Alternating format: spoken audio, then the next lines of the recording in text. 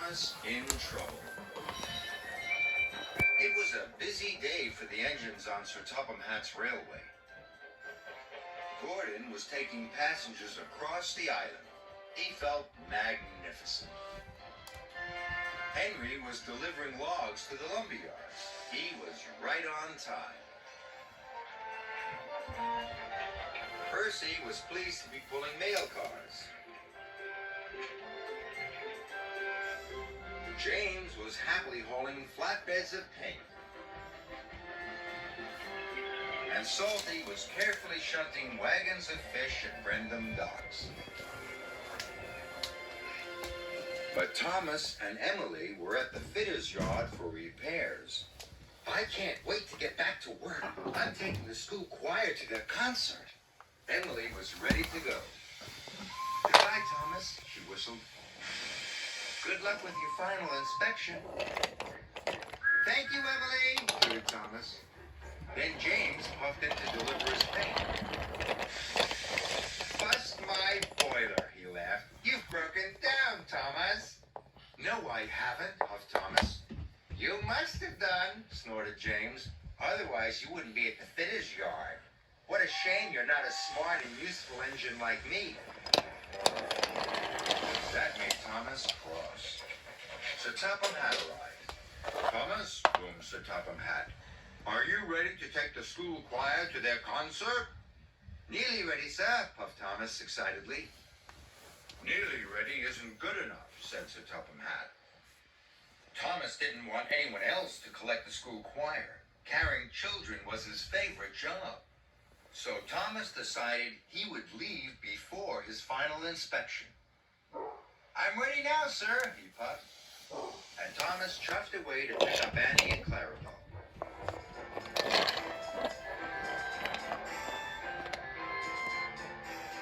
Thomas was puffing up the line. He began to make strange noises. Annie and Clarabelle knew something was wrong. Something's wrong, clackety-clong, clackety-clong. Something's wrong. But Thomas wasn't listening. The school choir cheered when they saw Thomas. All aboard! Chuffed Thomas cheerfully as he clankety-clonged into Knapford Station. Who is making that nasty noise, wished Emily. Emily saw it was Thomas. Did you have your final inspection? Asked Emily. This made Thomas cross. I'm fine, he huffed, and he steamed away with the choir on board. Thomas rattled even more.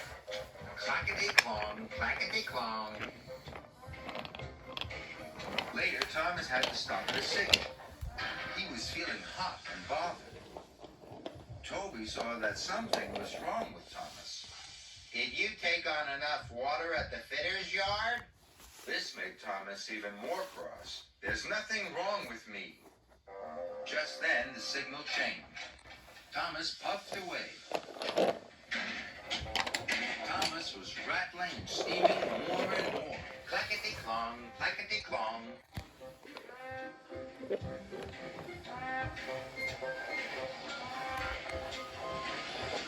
Further up the line, Percy was waiting at a crossing.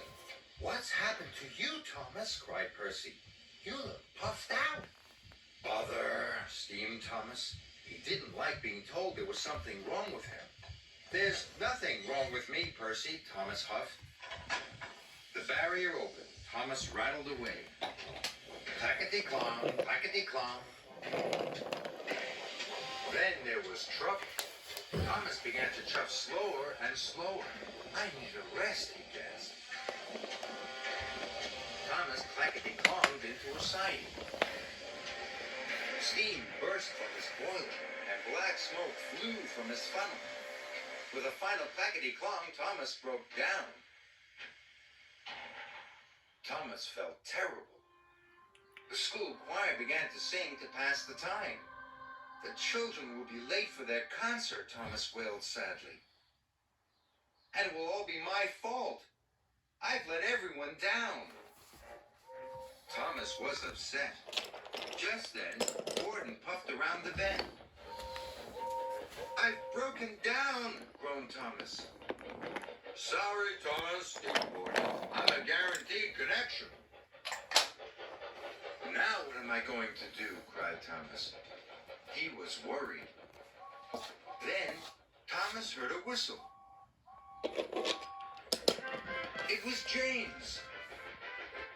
If I ask James for help, he'll laugh at me again. But I don't want the children to miss their concert. So Thomas tooted as loud as he could toot. Stop! Bust my boiler, laughed James. I said you were a broken down little engine. I am, sighed Thomas. So I need your help. Can you take the children to their concert? Thomas whistled. Now James didn't laugh at Thomas. He could see Thomas was in trouble, and he was happy to help his friend.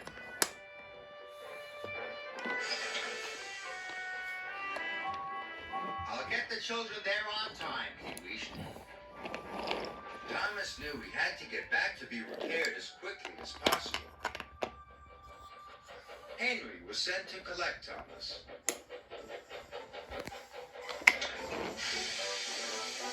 He soon buffered up and shunted Thomas to the fitter's yard.